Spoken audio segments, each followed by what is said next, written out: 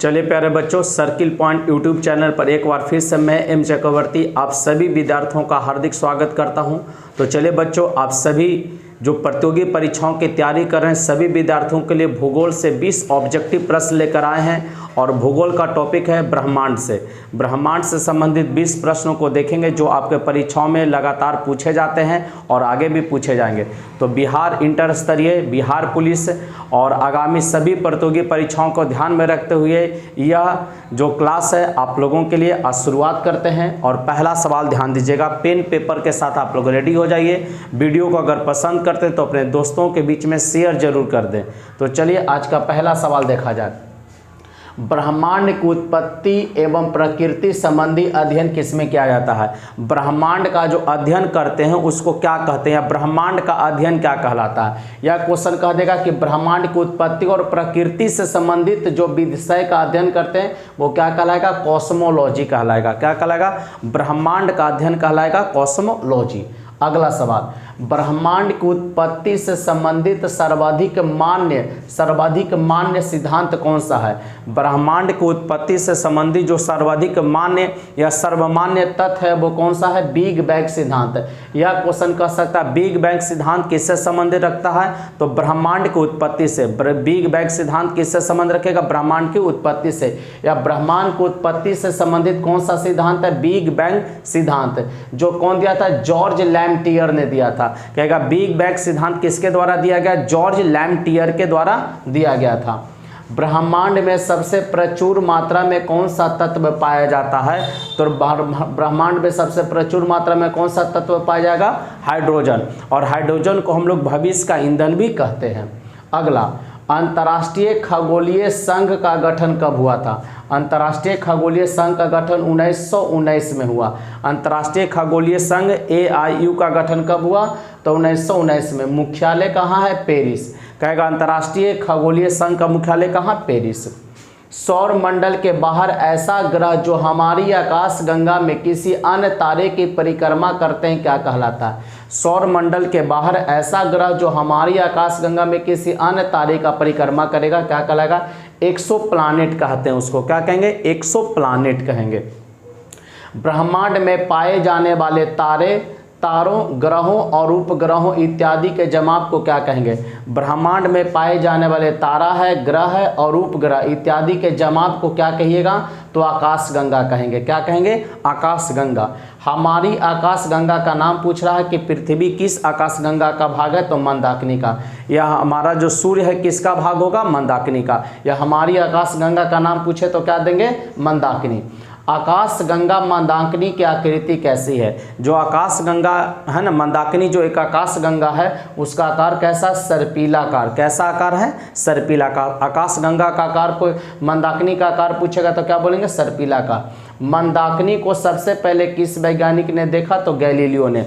मंदाकिनी को पूछ रहा सबसे पहले किसके द्वारा देखा गया? गैलीलियो के द्वारा देखा गया। ये सभी प्रश्न आपके एग्जाम में रहते हैं और आगे भी रहेंगे। हाइड्रोजन गैस से बने विशाल बादल के संचयन जिसे सौर मंडल का जनक माना जाता है उसे क्या कहते हैं? हाइड्रोजन गैस से बने विशाल बादल है ना के संचयन जिसे सौर मंडल का जनक मानते हैं उसे क्या कहेंगे? निहारिका। और इंग्लिश में नेबुला कहते हैं। निहारिका। और इसी को इंग्लिश में क्या नाम दिया गया? नेबुला। आकाशगंगा मंदाकिनी के है ना, मंदाकिनी क्या है? एक आकाशगंगा है। जैसे यहाँ पर क्वेश्चन देखेंगे हमारी आकाशगंगा का नाम क्या है? मंदाकिनी। तो आकाशगंगा मंदाकिनी के सबसे शीतल एवं चमकीले तारों का समूह कौन सा है? आकाशगंगा मंदाकिनी के सबसे शीतल एवं चमकीले तारों का समूह पूछ रहा कौन है? तो ओरियन नेबुला है। नेबुला। ओरियन नेबुला जो सबसे शीतल और सबसे चमकीला है। अगला सवाल देखा जाए आज का। आकाशगंगा के केंद्र में स्थित अत्यधिक गुरुत्वाकर्षण के क्षेत्र को क्या कहते हैं? आकाशगंगा के केंद्र में स्थित अत्यधिक गुरुत्वाकर्षण के क्षेत्र को क्या कहेगा? ब्लैक होल कहेंगे। आकाशगंगा केंद्र में स्थित अत्यधिक गुरुत्वाकर्षण के क्षेत्र को क्या कहेंगे? Black hole. और ब्लैक होल को ही श्याम बीवर भी कहा जाता है। क्या कहते हैं? श्याम बीवर। ब्लैक होल क्या है? तो सिमटा हुआ तारा है। ब्लैक होल क्या है? तो एक सिमटा हुआ तारा है। तारों के कारण घटित आकाशीय परिघटना क्या कहलाती है? कृष्ण विवर। तारों के कारण घटित आकाशीय परिघटना क्या कहलाएगा? तो कृष्ण विवर कहलाता है। ब्लैक होल अंतरिक्ष में एक पिंड है जो किसी भी प्रकार के विकिरण को बाहर नहीं आने देता, इसका मुख्य कारण क्या है?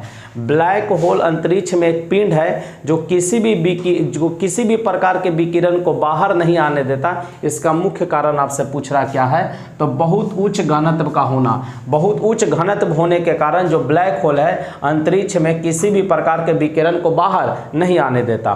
पृथ्वी से देखा जाने वाला सर्वाधिक चमकीला तारा पूछ रहा है। पृथ्वी से देखा जाने वाला सर्वाधिक चमकीला तारा साइरस होगा, जिसको इंग्लिश में डॉग स्टार भी कहा जाता है, साइरस या डॉग स्टार। वे तारे जिनका द्रव्यमान सूर्य से कम है उसे क्या कहते हैं? वह तारा जिसका द्रव्यमान सूर्य से कम होगा वह क्या कहलाएगा? श्वेत वामन तारा। याद रखेंगे, क्या कहलाएंगे? श्वेत वामन तारे। वे तारे जिनका द्रव्यमान सूर्य से कम होगा वह क्या कहलाएगा? श्वेत वामन तारा। किस वैज्ञानिक के अनुसार श्वेत वामन तारे के द्रव्यमान की ऊपरी सीमा सौर द्रव्यमान का 1.44 गुना है?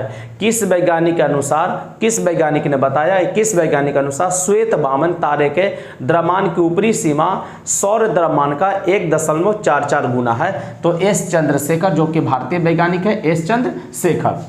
और ब्लैक होल है ना, ध्यान दीजिएगा, ब्लैक होल का भी सिद्धांत पूछेगा, कौन दिए थे? तो एस चंद्रशेखर। जब तारे का द्रव्यमान सूर्य के द्रव्यमान से अधिक होता है तो तारे में होने वाला विस्फोट को क्या कहेंगे? जब तारे का द्रव्यमान सूर्य के द्रव्यमान से अधिक हो जाएगा, जो तारा में विस्फोट होगा उसको क्या कहेंगे? सुपरनोवा कहेंगे। क्या कहेंगे? सुपरनोवा। अगला और आज का लास्ट सवाल, तेजी से घूमने वाला तारा क्या कहलाता है? जो तारा तेजी से घूमेगा उसको कौन सा तारा कहेंगे? पल्सर तारा। कौन सा तारा? पल्सर। ऐसे भी आप लोग जानते हैं कि पल्सर गाड़ी तेज चलाते हैं लोग, है ना, जो लेते हैं, तो वही इससे ध्यान में रखिएगा, याद रख लीजिएगा। तेजी से घूमने वाला तारा क्या कहलाता है? पल्सर कहलाता है। क्या कहलाएगा? पल्सर। तो बच्चों 20 ज्योग्राफी से जो ब्रह्मांड से संबंधित ऑब्जेक्टिव प्रश्न है उसको समाप्त करते हैं, और कल फिर हम लोग 20 प्रश्नों के साथ आपके सामने हाजिर रहेंगे। तो आज के लिए इतना ही। तो आप जितने भी प्रतियोगी परीक्षाओं की तैयारी करने वाले विद्यार्थी हैं, आप सही तरीके से रणनीति बनाइए, उस पर काम करिए, सफलता आपको जरूर मिलेगा। तो मिलते हैं कल के क्लास में, तब तक के लिए जय हिंद, जय भारत, बेस्ट ऑफ लक।